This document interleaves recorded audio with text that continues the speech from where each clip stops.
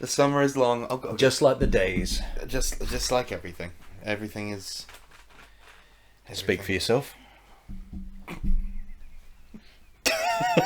I gave you such a nice compliment about how you'd lost weight, and this is how you repay me. No, you said everything's long. I said you speak for yourself. I meant right. for myself. Oh, I thought you... Because you are... Yes, I was... I thought you were saying I had a small dick, Sean. No, I was saying I did. I said you're a well-endowed gentleman. How would you know that? I don't know. I was just paying compliments. Shut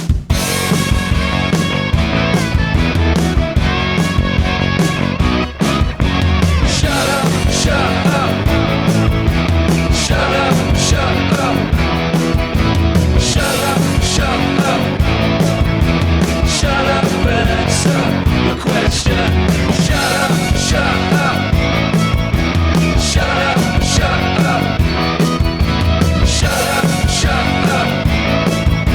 Shut up and answer the question. Hello and welcome to Shut Up and Answer the Question, the show where we talk about how big our dicks are. I'm Ethan Lawrence. Only taken, what, like 30 episodes nearly? Say I'm Sean Antony, please, or I won't continue. Hi, I'm Sean Antony. Why the pause? I don't know. I thought it would be Are fun. you going to edit something in? Well, this is no way to start an episode. Well, it is one way. Well, it's not the optimum way, but it's a choice. It's a choice. The audience will remember that. It's just popped up on my screen. The worst thing is that I could see the edit in my mind, which is where I said something like, I thought you said I had a small dick. The credits come in, and then that happened. And I'm like, I can see the shape of the episode forming in my mind. We're already there, innit? Speaking of the shape of the episode, join our Discord. Become part of the legal team. The link is in the show info below. And if you don't want to do that, go on Instagram. It's in my link tree. It's in the show's link tree. Come and join us. It's fun. It's fun. We do talk about other stuff as well, like I don't know, video games. We actually have a channel for video games now, don't we? Yeah, I had to set up the channel for video games after the question submissions channel was taken over by a group of people talking about that. I think it was you and Pint of Cthulhu. Yes, yeah, and Tom. And Tom. And Nathan. Yeah. And Alex. Yeah. Actually, yeah, everyone. Yeah. Everyone was just getting stuck in. And I'm there like, I'm going to have to limit who can talk. I think Discord parent. I gave you that power as well. Yeah, as well you should have done, because you can't be trusted with it. Nope. You're just like, I'll just have whatever conversation. The whole point is that it's siloed. You go to each room to talk about the things you want to talk about. I don't think you understand that I have to maintain the question vault. And it's hard when I'm losing all the questions because you're talking about Undertale or something. Oh, yeah. That was a pretty cool game. Only, like, was it 10? I think it's its 10-year anniversary, like, this month. And I only played it, like, 2 months ago for the first time. That's fine. I mean, you can't get to things straight away. Yeah. Well, and, yeah, if I haven't seen it, it's new to me. Yeah, I'm impressed you avoided knowing anything about it. Yeah, well, did that with Fallout as well. Yeah, that's true. You're good at siloing yourself away from... There we go. From spoilers and information. Speaking of spoilers and information, I've got a question for you. Okay. Yeah. Spoilers and information question. I'm worried now. You know what my segues are like. It'll bear little or no resemblance to what I just said. Oh, okay. Now, I picked this one because I thought to myself, it's been a while since we've done a deep one. Yeah. I mean, what was the last one? Episode 5. So and yeah, as of recording, episode 22 comes out tomorrow. Yeah. So it's been a minute, and so I thought I'd just do a deep one, and we can have a deep chat. Who? When? Joanna Louise. Okay. Oh. Shout out Joanne. Or Joe, sorry. Is there really a reason for everything? Is there really a reason for everything? Well, isn't that part of the human experience is if you can't see a reason, you've got to find a reason. All right, question answered. Thank you very much. This has been Shut Up and But, yeah, I mean, obviously I like animals and that. They probably don't find reasons for doing stuff. Bar, I have to get. I've got to eat and fuck. That's it. And drink. And drink as well. And sleep. Unless they're fish. Yeah. Do fish drink? Ooh. Do aquatic mammals drink? Probably not, right? Probably not, because it's just... But then they're in salt water. They can't drink that. They can't drink that, can they? So it must be... Unless they can. Blowfish! Blowfish! Say his name and he appears. We should just send him... we'll send him questions that we don't know. Yeah. Fish. Yeah, I never thought of it like that, actually. Like, especially sea fish, if they're in salt water, they've obviously evolved for it. It must be something to do with the gills, because that way you're getting the oxygen from the water. It's like a filter, isn't it? Yeah. So you'd be getting the water through that at the same time, which might be filtering out the salt to then be able to live off that. But then, you know, if you're in water, do you drink? Like, you know, it's a whole thing. Also, do fish fuck? I don't think they do. Well, some do, I think, but it's others. It's just eggs, isn't it? I can't picture a fish with a willy. A fish willy. A fish willy. I really can't picture it. No, because not normally what happens, and I hate to bring the tone down, but normally what happens is the lady puts the eggs down, and then the dude squirts their spum all over it. Yeah. Or if you're a seahorse, the opposite. Oh no, yeah, the dude then just takes the eggs that puts them in his little pouch. Yeah. Good dads, seahorses. Good dads. Yeah, we could all learn a thing or two. Yeah. From seahorse dads. Yeah, just picking up the slack. Come on, man. I love it when they do give birth, the footage of it, when they're like just firing tiny seahorses out of their belly button. It is a weird world down there. Like, what is it? I think it's the tiger shark. They give birth to live young, but it's because they have the eggs. Like the eggs are still inside them, and then they hatch, and then it's one, like the winner eats the others, and then is born. Oh, tough old life, innit? Bloody hell. Komodo dragons. Yes. When they're born, the baby has to scramble up a tree so that the mum don't eat it. What? Yeah. Whoa, I didn't know that one. Yeah, because like they're monsters, Komodo dragons. Because I don't know whether or not they're not venomous, but they've got so much bacteria in their mouth that they. So they do have a form of venom because it's like it's an anticoagulant. Okay. So what happens is they bite, and then because it doesn't coagulate properly, it gets infected. Yeah. So they probably do have bacteria in their mouth as well, but it's sort of a combination of both. Speeds it up, yeah. And so then what they do, and I love this for Komodo dragons, what they do is obviously the injured animal sees the Komodo dragon, gets bit, runs for its life, and the Komodo dragon just walks after it, nice and slow, and the animal slowly dies over the course of several days from its infected wound, and the Komodo dragon's just walking after it, just waiting for you to die, friend. That's like that is probably the closest to humans in the form of hunting. Oh yeah, which is they're persistence hunters. That's kind of like, I think that's where the whole Halloween and Mike Myers thing came from as well, wasn't it? It was like you just couldn't. And what's the other one? It Follows. That's the one where there's a ghostly. You have to have sex. Is it? I think it's Follows, isn't it? It follows. It's invisible, but it's always following you. Yeah, it was cursed by way of sexually transmitted disease. It was probably a metaphor. Oh yes. Yeah, for something. I can't imagine what. But yeah, what was I saying about Komodo dragons? Yeah, so like because they're creatures that are strictly speaking carrion feeders. Like they don't hunt live animals. But they sort of eliminated the middleman by also killing them, but it's slow. And they like rotting meat, which is what you get. Tenderising, I suppose. I suppose so, and they've probably got... They've not got I don't think they've got teeth, have they? They've got like weird... It's like a sort of serrated thing. Like it's not a tooth, but it is kind of like a weird sort of... It's like a bandsaw in your mouth. Clamping mechanism. Yeah. Yeah.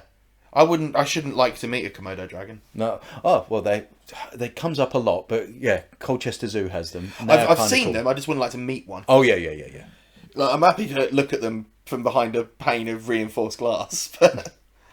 But then, like, coming back to the question, like, is there a reason for everything? I mean, those it's like Maslow's hierarchy of needs, isn't it? It's like hunger, rest, shelter, and comfort. Something like that. Something like that. Anyway, if only there was a way we could check. Yeah. Famously, but yeah, I think everything will just go back to those 4 reasons essentially. Like whatever you do, like your job, you have to to have shelter, to have food, you need money, and to get money you have to do your job, and to do your job you have to just you have to leave the house that you're paying for to actually go and do it. I mean, it's breaking that down, like, you know, to a Darwinian point. Like, you know, it's Darwinism, but we've just introduced more steps. Like, you know, for an animal, again, fucking eat is essentially the thing. And that's just it's more than just an animal. It's like survival. It's like a genetic thing, like from the smallest bacterium to... They're surviving, but are they thriving, Sean? Are you really thriving unless you're paying rent? What a world we've made for ourselves. Oh yes, yeah. I saw a thing online that made me chuckle. It was some bigot going off about houseless people, and they were saying like, "Oh, I'm seeing all these homeless people, and they've all got phones. What's that about?" And someone responded, "Do you think that a phone costs more than a house? Because if you do, you are the one with the problem." But even like you can't exist with a phone nowadays. You can't, without a phone. But I mean, just having the ability of having some sort of community can do the world of difference to your mental health, your comfort, as we're coming back to. Just having someone to talk to, you don't feel so alone. That they may not be able to solve your problems, but just to have someone to go, I hear you. For sure, but I mean, even on a basic level, like not being able to, you functionally don't exist without a phone nowadays. Like, you know, if you are, say for example, homeless or houseless or whatever, and like, so okay, I need to get a job to make money. To get a job, you need a phone. Like nowadays, there are very precious few entry level positions that do not require you to have a phone. And that's what was it? A bank account to get the money. Yeah, you need a house. You need an address. Yeah, but you can't get an address unless you got a phone, and you can't get a job. So you need to get the job to get the house, but you can't get a job without the phone. But you can now. It's like cash. You can take a little bit of money from people, like just with the NFC. So it's something that you could do to sort of like, I'm sorry, mate, but have you got X amount or something? And then they go, I haven't got anything. You just go... And they're like, I'm sorry, I don't carry a card machine. But then, because it's on your phone, you just go, do you mind just so I can get some dinner? They can't just go, boop. I've not seen that, but that's an interesting development. Which is... It's something that I only recently found out about as well. It was... Well, let's be honest. It was like a food... It was a food festival of some kind, where normally they've got the little the card machines, but yeah, they were like, oh no, I've got it on my phone now, so you just put your, like, it has that same. I sort have of that screen for my on. Business. Oh, I can literally just do that. I've not used it at all because I don't sell goods, but I sell services, sexual or otherwise. But just so we go boop. Alas, poor your. I knew him, Horatio. What was I going to say? Fucking... Yeah, because like the only time I carry cash these days is when I go to the barbers. Because the barbers I use don't use card. Yeah. And so that's the only time I'm ever carrying cash. So it will be from the bank machine to the barbers, and then I won't have any cash anymore. And so, like, if someone does come up saying, have you got any money? And I don't have a means of being able to electronically pay them. Like, I don't have any. Yeah. At most, I've got £1, but I need that for trolleys. got the trolley key. I need to get one of those, to be fair. Yeah. So yeah, because that's no excuse, is it? That's very me of me, isn't it? There you I'm go. afraid Coming I'm- back, we need to think of ourselves as a part of a bigger machine that will run smoother. Yeah, I am thinking of myself as part of a bigger machine, and part of that is in reinvesting into the local economy by going to Tesco. Talking about local economy, Carrie and I yesterday saw an actual door that said, "This is the offices of John Whittingdale in Malden High Street." Oh yeah, he's on the high street. Yeah, I didn't know that. He's at the top of the high street, I think. Yeah, Isn't he? yeah. Right near where the old police station used to be. Yeah. Yeah. Oh, yeah. It was both of us like, he's actually. Do you think he's actually in there? No, because they have to have an office for surgeries and stuff. Mm. So, and it makes sense that he's in the town. Like, you know, Closest to- You're not going to use your own address, are you? That'd be mental. Terrifying. Especially in these days. Starmer's bloody Britain, where there's rogue gangs of political dissidents running through the streets. Or something. I don't know. Whatever. I just believe whatever the Telegraph says. So I've learned nothing from our conversation with Mick Gray. Do you question things? No, I blithely accept whatever is placed in front of me. It doesn't matter what it is. What about this? Oh, yeah. Yes, okay. absolutely. Absolutely, it's the apocalypse because we're having a slightly closer phytosanitary alignment with the EU. That does sound like the apocalypse, actually, yeah. You're right, Alistair Heath. Oh, God. That would have been better. What's the reason for that? See, I'm just going to say that would have been better if I remembered the term phytosanitary quicker. Yeah, but it was just fun to listen to. Panic. The pure panic. Yeah, phytosanitary. I learnt that from my Centrist Dad podcasts. Ah. Because, I mean, no one else is talking about phytosanitary realignment with the EU. No. No, but they have to because it's like, oh, look, at least something's good. We got that, at least. Look, we may be in a collapsing housing market. That pay at a basic level is bottoming out. Like, there's nothing else. The country is falling to pieces, but closer phytosanitary realignment with the EU. So think about that. We might be able to get penicillin, maybe. One day. If not, just let your bread go mouldy. And it will cost £100. And 100. And 100 of the English British pounds. Sterling, darling. Sterling. That's me, Sean Connery, I guess. Sterling. That's better. Of course you're better. You're better at this than me. We have our strengths. Mine is I'm a screamy boy. Yeah, a screamy boy. Well, and a Sean Connery boy. Sean Connery. As we learnt from a recent episode, this is where you get your name. Aye. Yes. Better. Yes. Better. Yes. Yes. Oh, is the reason to exist phytosanitary realignment with the EU? It is there. It does. It is interesting. It's not interesting, but it's Phytosanitary realignment, I've just realised, is not interesting. But it's like the further up you get, the weirder the reasons for shit are. For their, like, as you Explain yourself. Oh, like, okay, this is. I'm trying to put my thoughts into some sort of understandable form, but it's, as you say, like the amount of the amount of people who are just going to believe what they read because of, I don't know. Lack of curiosity. Lack of curiosity is because that's what they've grown up reading, and so therefore that's what they just go, right, well, I've always had that, that's what it's got to be. But the reason for it is just borderline nonsensical when it comes to something of trying to solve the problem.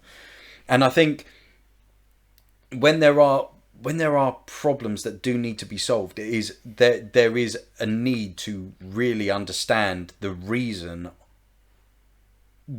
of what's happening, to be able to better solve it, or to better equip yourself with the tools to solve said problem.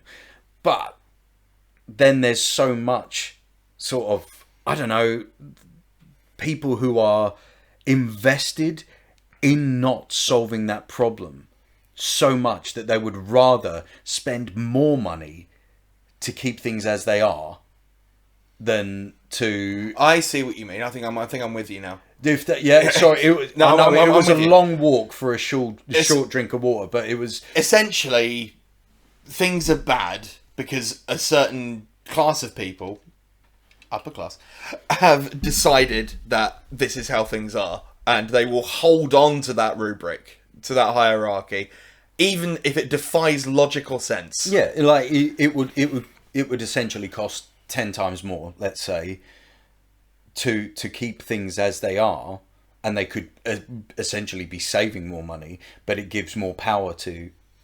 I have a small example. Ooh. So up until recently, Yes. I had a 25 to 30 rail card. That you were you sort of So just it's what using it for. I used it perfectly legally. Okay.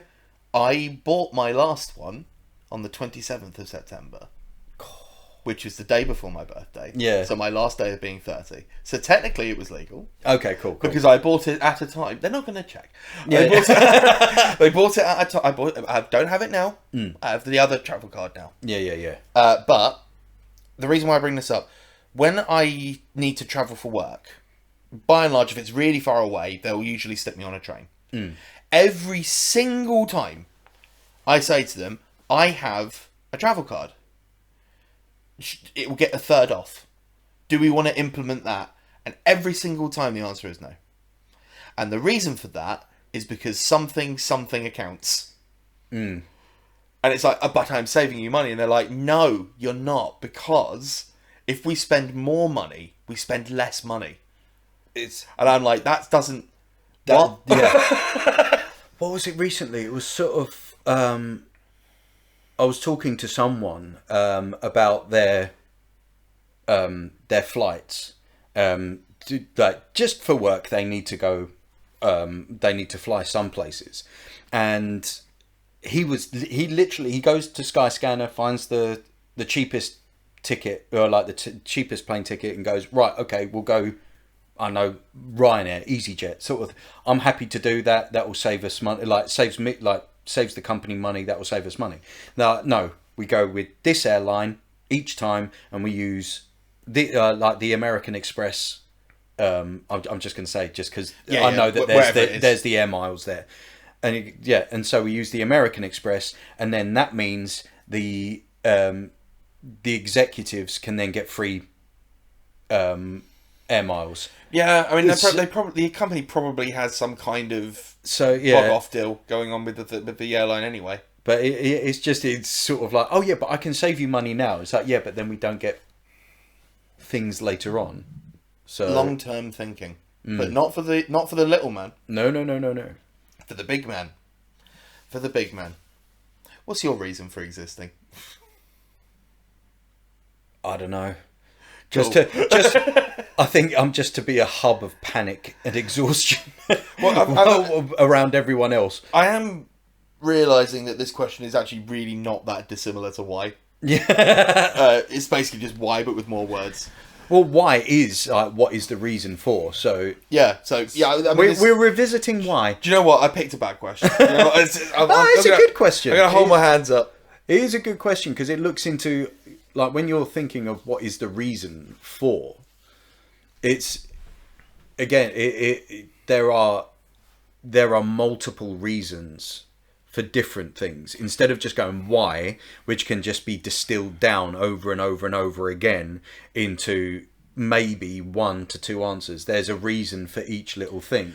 Well, I believe, if memory serves, when we hit the resolution of why, our reasoning was thus: for yourself, it was your girls. Mm-hmm. For me, it was my quote unquote legacy of situation comedies. And so that's where we landed. So perhaps we can expand on that. How's it being a dad? It is both the most rewarding, yet also the most worrying or exhausting thing at the same time. I mean, the amount of stuff that obviously you're like, as a parent, you're always looking out for them, like how they can do, what they can do better. But then, I mean, this might just be me because I'm an overthinker to the point. No, you. But you're thinking about, okay, well, they were like, what do they want to do? What are their passions? Should they be looking into doing this? What school do they want to go to? What would be best for them to do this way? Or like things around the house, like, is it too early to teach them X, Y, and Z? So therefore, like when they're older, they can care for themselves. Like my youngest, I don't know if I've said their names on the podcast before, but I don't know if you don't want to, you don't have to. But oh fuck it, Evie. Oh fuck it. Yeah, like Evie is just so, she loves cooking. Like she's now got to the point that she helps me cook each evening. Oh, do you know what? This was in a very early episode of this pod. We spoke about how she likes making muffins or whatever. Oh, yeah, we've made cookies this weekend, and she wants to make cookies for her class before going on summer holiday, and we've now gone up to, like, we've graduated to real knives and how to use them properly, and how you're cooking, like, meat stays separate and X, Y, and Z, all of that stuff. All stuff that's going to be useful if she ever has to do like a environmental health certificate. But again, like she's still in primary school, and there's a point that you go, oh, okay, well that will keep you, like, for when you're older, that would be helpful. But at the same time, she's got a natural curiosity of what she wants to do. I think if they've got like an aptitude for it, that should be encouraged, right? Like, you know, because like, you know, if it's something that they're clearly interested in and want to do, that's where you need to put your focus, right? That's and like it's the same with Ellie as well. Like she the older one. That's the older one. She has always loved dancing to the point that before she could walk, she was on point. Kind of thing. So she'd always, like, she'd done ballet, she did a little bit of tap, she did a friend of ours, Amy, that's how I met you, like Amy, and therefore you. I was going to say, like, theatre trained. The reason why we know each other is because your daughter likes dancing. Exactly. Which is sort of mad. Shout out to Amy, she's not listening. Yeah. But yeah, now that's all, like, she does the dance classes, she does the competitions. That's where she wants to go to school for. Is not only, like, it's known as a good PE, like a sports school, but it also does like other things that are like what's it called, textiles and stuff like that, which is a natural curiosity. But then it feels like, oh, am I railroading, or am I letting her do the things that she wants to do? To a point, and that's when the panic sets in, because you're like, I'm trying to encourage your natural curiosity with things, but then am I taking it too far and then leaving things behind that they should be knowing? And again, kids are quite smart though. Like, you know, I know your children. I think they're quite smart. That's all down to Carrie. And so, but I figure, that, like, if they felt they were being railroaded, they would probably say. Like, they're independent and cognizant and they wise don't need enough. no man. No, they don't need you. All they need is your strong wife. And my cooking skills. To be fair, they can keep you as live-in help. I'd love to do that. Just to be able to imagine that. Like, that would be such a lovely thing. If you were just sort of self-sustainable, that you didn't have to worry, but you could then do the things that you enjoy with the kids, like make some amazing meals, look into, I don't know, like just go out and just sit and enjoy a show without having to worry about other things. And it'd just be, I mean, that would be the reason, would just to be able to enjoy your life. And I mean, like, well, as you were saying about surviving and thriving, isn't it? Surviving and thriving. Talking of, like, how's your legacy been going? Because pretty bad. My legacy is every single day that passes, the quality of my legacy decreases. Oh man, I seriously doubt that. I mean, you like as we said before, like especially. Oh, wait a minute. Was it Tony Way? You were saying about the waves.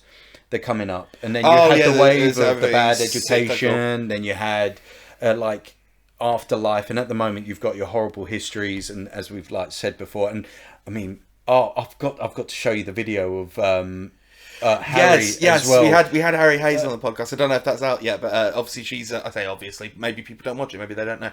In Horrible Histories, she's probably best known for playing Elizabeth I. And yeah, it was just there's the video because I was trying to get a video of their reaction while putting Harry's video on, and I need to put that together. But the beam on their face, and it's like Horrible Histories is an institution that is now, baby. and it's gone beyond those that are in it now. As well, and like the people who were originally in it have gone beyond it. Also, if that makes sense, like it's now award-winning ghosts, but it's gone beyond the actors who are in it now because it's now you've got generations these days. Of actors in it. You are very consciously aware that you are smaller than the thing you are in.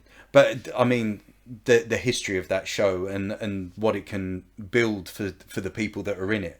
Is that kind of like an encouraging thing for you to know that you're part of something that is such a showcase? Honestly, it's tough to think about. Like I do struggle sometimes thinking sort of like how broad the whole thing is and sort of how legitimately important Horrible Histories is. And I think if you think about it too much, you'd probably go mad. Yeah. Like, you'd be like, the levels of responsibility are crushing. And it's like, no, you don't just have to show up and put a wig on. Yeah. You'll be all right.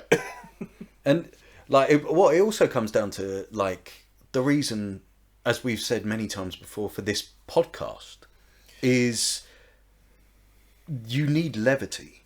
And that's like, and as we've had discussions with people in the past, like with guests, that some other podcasts and stuff like that, they are very linear. They need, like, understandably, they want to talk about their subject. They want to, like, to get their message through. That is their reasoning for it. And the reason for ours is just to have something that's to listen to that you don't take seriously, that takes your mind off of the constant pressure of a day-to-day life that sort of batters you non-stop. And I genuinely, I hope that's what this brings to people, is just sort of something to listen to other people that's not just always so heavy. That's really nice. No, I always can tell when we've just finished a podcast record because you look physically happier. Yeah. You come into the podcast panicked and miserable, and by the end of it, you're on cloud nine. I mean, honestly, there's sort of been three phases of this podcast in a way. There's the before times with lovely Martin Wiskin, which we don't talk about. And then there was the second phase where it was just us recording in this room, where we were just trying to make each other laugh and be silly. And then came the guest era. Yeah. Where I started frantically booking as many guests as possible, and then you got in on the act as well and started booking a whole load of guests. And then suddenly the podcast sort of developed into a sort of a mindfulness retreat. Yeah. Where I love selling the idea of the podcast to guests because I love writing the words, there's no stakes. Yeah. Because there isn't. There's never been any stakes with this podcast. Again, like, even when it was just us making each other laugh, that's just an extension of how we've been these 7 years hence. Yeah. And it's just less dice involved. It's just less dice, yeah. Yeah, we could bring that, no.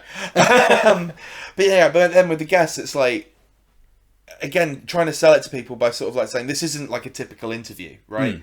This is going to be, we ask a really, really fucking stupid question from our dumb audience.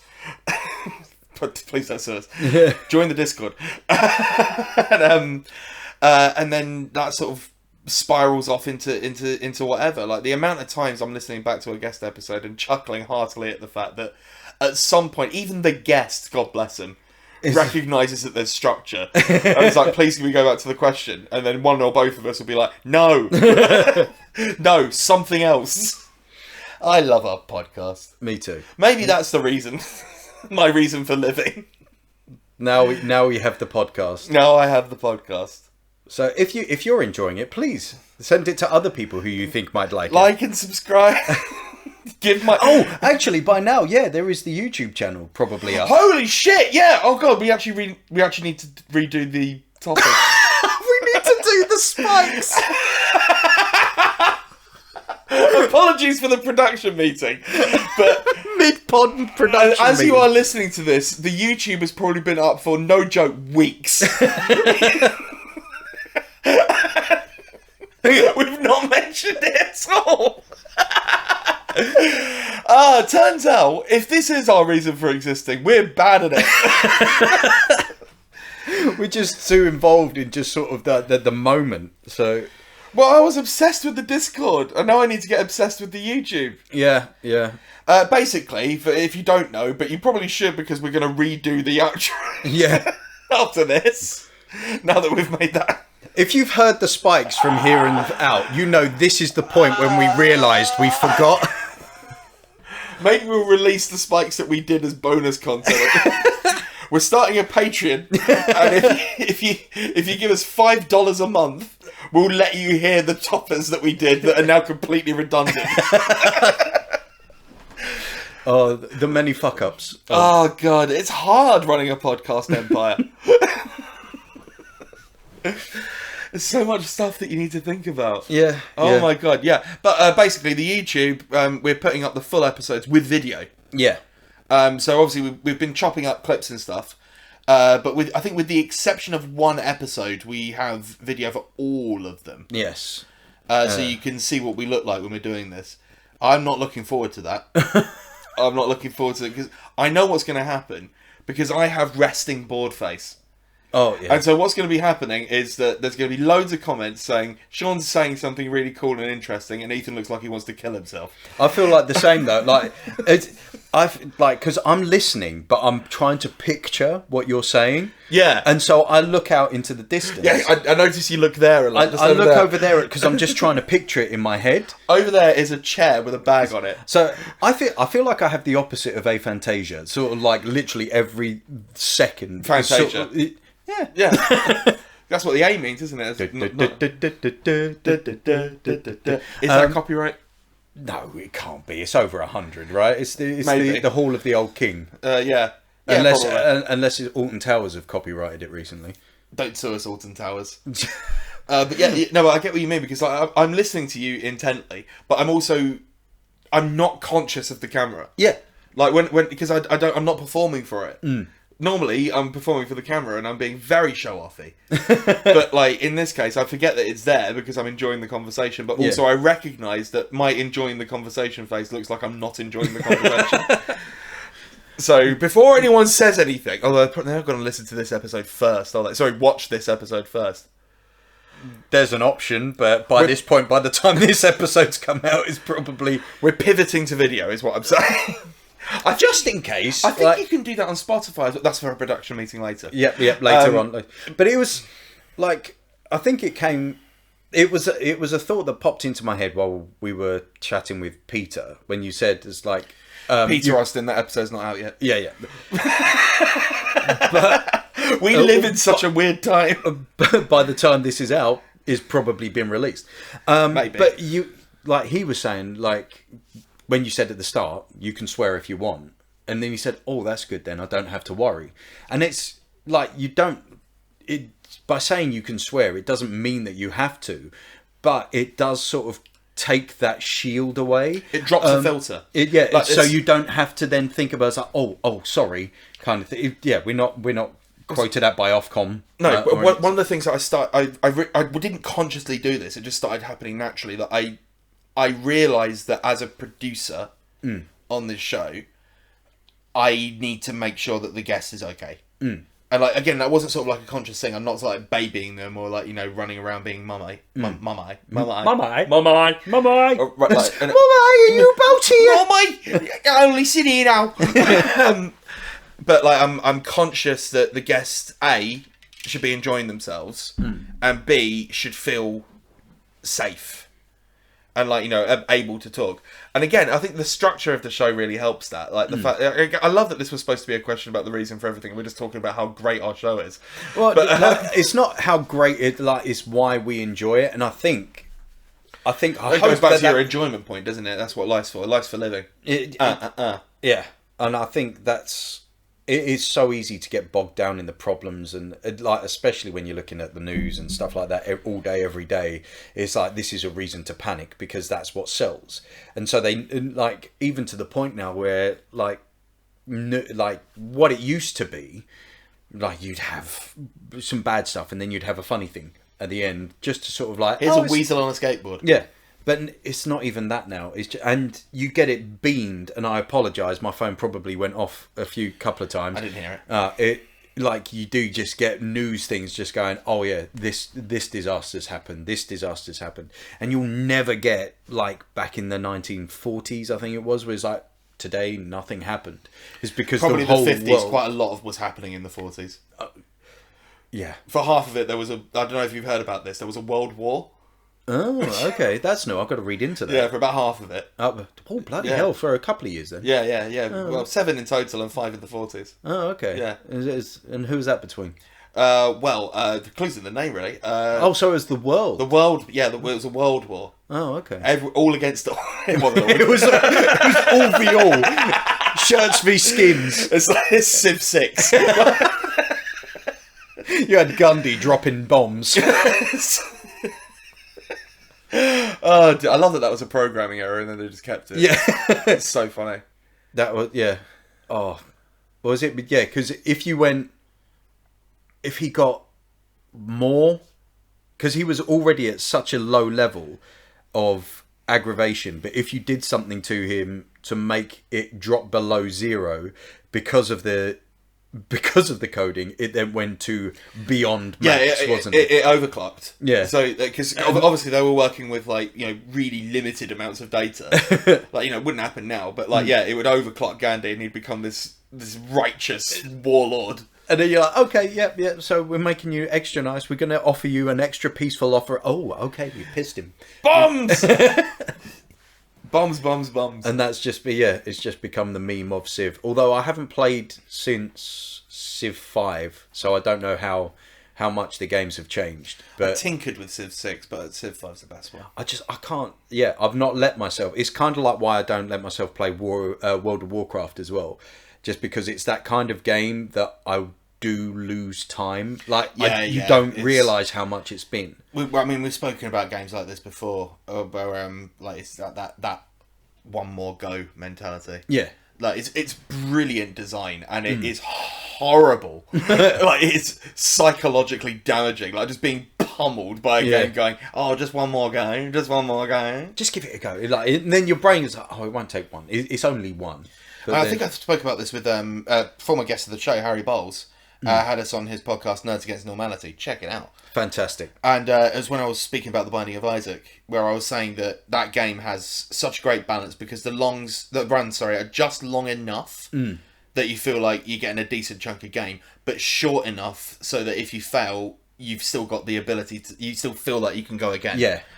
Which is, again, is so psychologically dangerous. Well, it's like... It's why I don't have Balatro on my phone. Oh, God, yeah. I've got that downloaded, and I want to give it a go. But... well, I'll see you in 3 weeks. But like, it's, as you were saying, it's like kind of like the run-back mechanics on the Souls games. They've got a lot better now to keep you wanting to go, because... if it's just slightly too long... Which it was in the old games. God. It then makes you just go, oh, you know what, I'll call it a day now.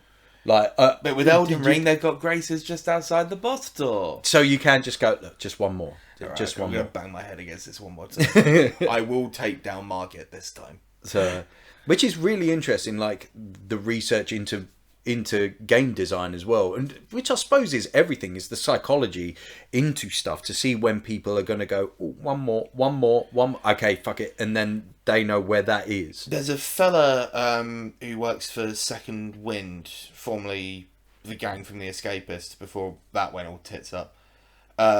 He's J-Mate, I think is his name. He does a show called Design Delve. Okay. Because he's a game designer himself, and so he does like little video essays on like specific areas of game design. He's done a lot of stuff on the Soulsborne series. Oh, okay. Worth a look. I should see if he wants to come on the pod. Live producing again. I think he's a Brit who lives in America, so like we can go, hey, remember where you came from? We're still here. Was he old Team 17? That I couldn't tell you. Oh, okay. Because I've not done research into the guests yet. Which I do when we book them.